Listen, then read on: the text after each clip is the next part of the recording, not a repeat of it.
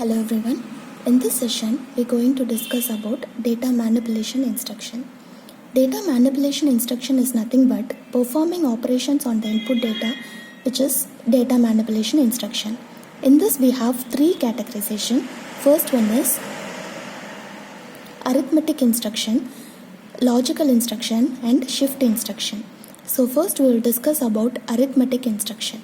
So these are all some set of instruction under this arithmetic instruction. First one is increment instruction. So this increment instruction, which is nothing but adding 1 with the input operand, is increment instruction. So this will increment the given input operand and the result will be stored in this increment. So here we need to represent in which operand we are going to fetch, either from the register operand or it is a memory operand. In which location we are going to fetch the operand to perform this increment operation. So here increment can be followed by any of the location like R1, or even if we can give X, increment X. So it means increment operation can be done with the content of R1. So if you are incrementing in the register operand, then we need to represent the instruction as increment R1. If you are incrementing the memory location operand, then we need to represent it as increment X. So in this location, whatever the operand we have, incrementation can be done on that operand. Suppose if you are not mentioning any of the operand location, so if you are giving the simple instruction as increment, by default it will fetch the operand from the accumulator, and this accumulator it will perform this increment operation. So incrementation can be done with the operand that is already stored in this accumulator. That is what the simple increment operation. Similarly, we can perform the decrement operation, that is subtracting 1 from the given input operand, which is nothing but decrement operation.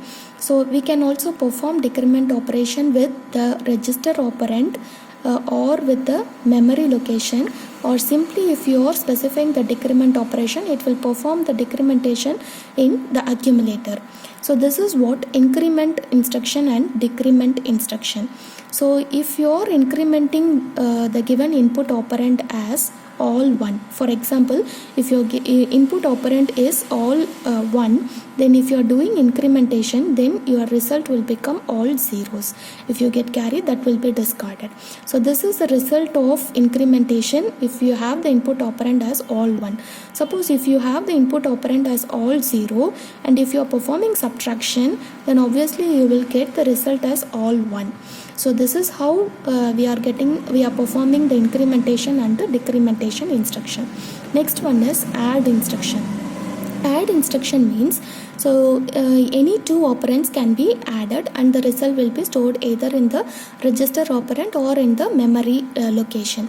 So in the same way, you need to mention the source instruction. So like add R1, R2. It means it will add the content of R1 and R2 and the result will be stored in the R1. So like that it will perform the add operation. And subtraction, so this is again it will do the subtract operation in between any of the two register operand or any two memory words. And the next one is multiplication and division. So all these four are basic arithmetical operations which will be available in most of the basic computer. But in most earlier days, some of the computer may not have this mul instruction and the division instruction directly. So they don't have this instruction. Instead of these two instruction, it will perform the multiplication and division operation with the help of this add instruction and the subtract instruction. That is, multiplication is nothing but repeated addition, and the division is nothing but repeated subtraction. So by this repeated addition and by this repeated subtraction, we can able to perform multiplication and division operation. If those instructions are not available directly, then we need to perform in this way. Suppose if you are multiplying this operand 2 into 3, the result would be 6. And how we have to perform with the help of the add instruction? So you need to add this 2 with 3 times, then obviously you will getting this same result. This is how the multiplication can be done in the earlier computers. And subtraction, that is division, can be done. For example, if you are dividing 10 by 2, your result will be 5. So how to perform with the help of the subtraction? So you need to subtract the second number from the first number till you reach the value 0. So for example, 10 minus 2, that is 8. 8 minus 2, that is 6. 6 minus 2, that is 4. 4 minus 2, that is 2. 2 minus 2, that is 0. So until you reach this 0 value, so you need to perform the subtraction, and now you need to count how many times you did the subtraction. So 5 times. This is actually the result. So this could be the result of the division operation. This is how we are performing multiplication and division operation with the help of this add instruction and the sub instruction. But if you have these two instructions directly, then we can use this instruction in order to perform the corresponding operations. The next one is add with carry. So before going to this instruction, I would like to tell about this add instruction or even all other arithmetical instruction can be performed with the help of the data types. That is, if your data type of the operand. So if you are adding any two integer values, or if you are adding any two floating point values, or if you are adding any two decimal values, according to the data type of the operand, your instruction will be represented. That is, add I and add F, add D. So here this label will be represented for adding any two integer operands. This label will be represented for adding any two floating point values. This which is nothing but adding any two decimal values in BCD format. This is how the instruction may vary, depends upon the data type of the operands. So now the next instruction is add with carry. So add with carry means if you are adding large numbers, then obviously you will be getting the carry, and if you are not if you are discarding the carry and if you are showing the result, then result will be the incorrect result. In order to avoid that, we need to use this instruction, that is add with carry. For example, if you are adding the number, that is 13 and 9, so the result will be 22. And if you are doing with the binary values, for 13 the binary value is 1101 and for 9 1001.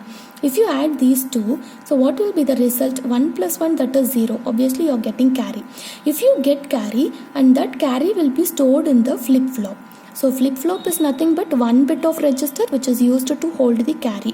So wherever you are getting carry, so if you are doing any computation on the 2 bits, and if you are getting any carry, that will be stored in the flip-flop, and this flip-flop value will be used for doing in the next computation. So for the next 2 bits, if you are adding it, then you have to include this flip-flop value, that is nothing but carry value.